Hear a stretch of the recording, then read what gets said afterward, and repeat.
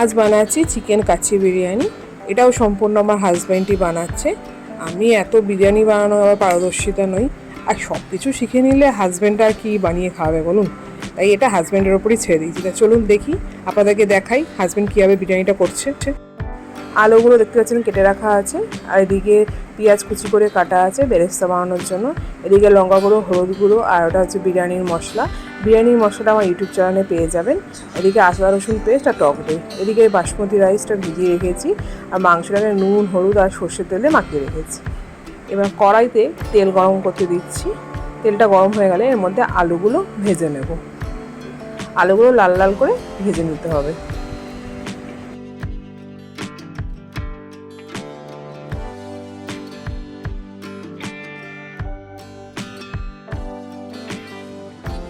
আলুগুলো তো ভাজা হয়ে গেছে, ওই তেলে এবার পেঁয়াজগুলো ভেজে নেব। পুরো বেরেস্তা যেরকম হয় লাল লাল, সেরকম করে পেঁয়াজগুলো ভেজে নেব।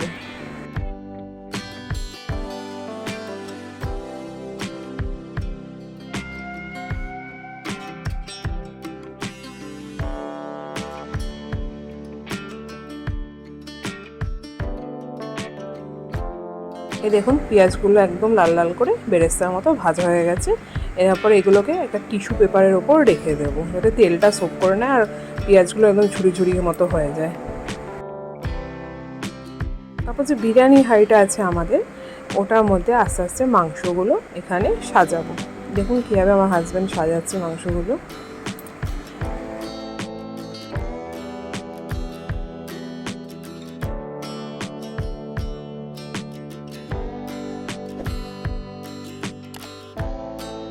আমাদের এই আদা রসুন যে পেস্ট করে রেখেছিলাম সেটা এর মধ্যে দিলাম।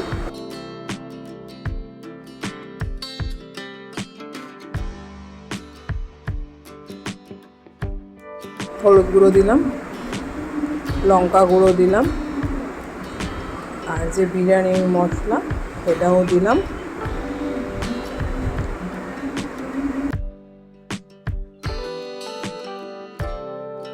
বেরেস্তা করে রেখেছিলাম যেটা, ওটা হাতে স্ম্যাশ করে এর মধ্যে দিয়ে দিলাম। আর কিছু কাঁচা পেঁয়াজও রেখেছিলাম, সেটাও এর মধ্যে দিয়ে দিলাম।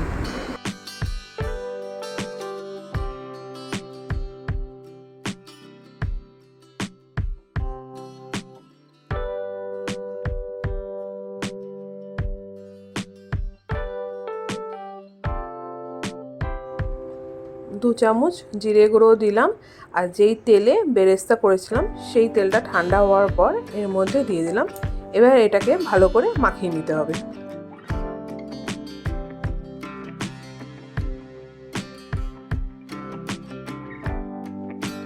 যেই ফাটানো টক দইটা রেখেছিলাম ওটা এর মধ্যে দিয়ে দিলাম। ওটা দিয়ে এবার মশলাটাকে আরও ভালো করে মাখাবো। মাখিয়ে এর মধ্যে আলুগুলো দিয়ে দেবো।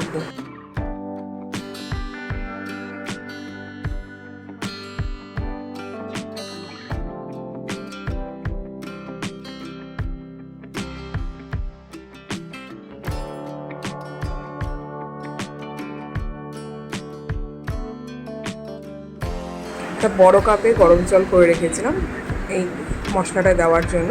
এটার মধ্যে এখন ওই 1 কাপ গরম জল মতো দিয়ে দিলাম, দিয়ে আবার ভালো করে মেখে এটা এখন এইভাবে রেখে দেবো প্রায় 1 ঘন্টা মতো। এই গোটা গরম মশলা, গোলমরিচ, তেজপাতা এগুলো এই ভাতের জলের মধ্যে দেব। জল অলরেডি ফুটতে দিয়েছিলাম। এর মধ্যে এখন আমরা প্রায় 2-3 চামচ মতো নুন দিয়ে দিলাম। এবার ওই গরম মশলাগুলো এর মধ্যে দিয়ে ভালো করে ফুটতে দেবো।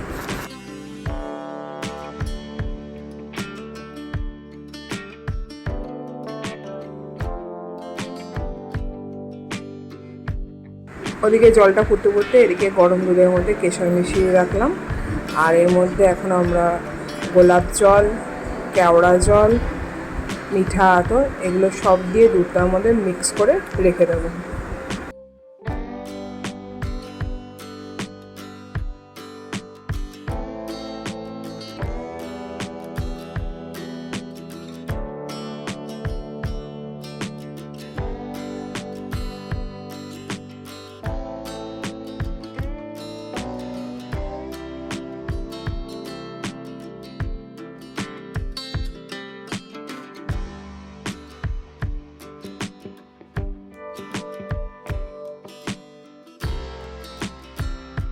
এদিকে জল টকবক করে ফুটতে শুরু করে দিয়েছে।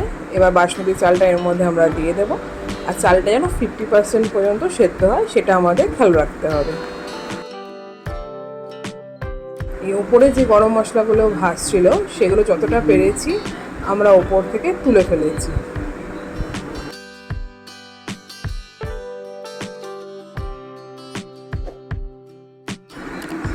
ভাত একদম 50% মতো হয়ে গেছে। এবার বিরিয়ানির হাঁড়িতে এটা সাজানোর পালা। দেখুন চালগুলোকে এইভাবে হাঁড়ির মধ্যে দিতে হবে। একটু ধোয়া উঠছে, সরি তার জন্য। এইভাবে আস্তে আস্তে সব কটা চাল ভালো করে এর মধ্যে ছড়িয়ে সাজিয়ে দিতে হবে।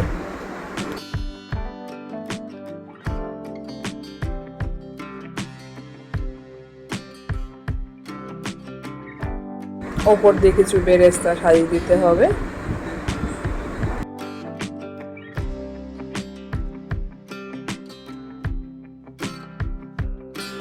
এবার যে দুধের মিশ্রণটা রেখেছিলাম সেটা এর মধ্যে অল্প অল্প করে দিয়ে দিতে হবে। এইভাবে দিয়ে দিতে হবে। হাঁড়িটাকে হাই ফ্লেম করে গ্যাসের ওপর বসিয়ে দিতে হবে ঢাকা দিয়ে। ওই ভাতের মানের যে বাটিটা রেখেছি ওটা দিয়ে এইভাবে যাতে ওপর থেকেও গরমটা যায়, নিচ থেকেও যাতে গরমটা আসে। আর এদিকে চাটু গরম করতে দিয়ে দিয়েছি। 15 মিনিট পর চাটুটা এর মধ্যে বসিয়ে তার উপর হাঁড়ুটা আমরা বসিয়ে দেবো ওই সেম ওইভাবে প্রায় আধা ঘন্টার জন্য। আধা ঘন্টা হয়ে গেছে, আমাদের কাচ্চি বিরিয়ানি রেডি।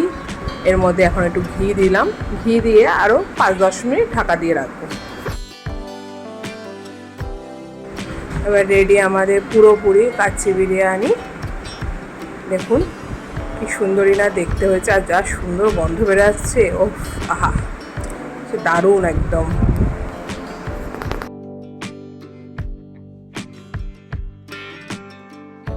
বিরিয়ানির রেসিপিটা যদি আপনাদের ভালো লেগে থাকে তাহলে ভিডিওটাকে লাইক আর চ্যানেলটাকে সাবস্ক্রাইব করুন। আর হ্যাঁ, কমেন্টে কিন্তু অবশ্যই জানাবেন এটা দেখতে কেমন হয়েছে।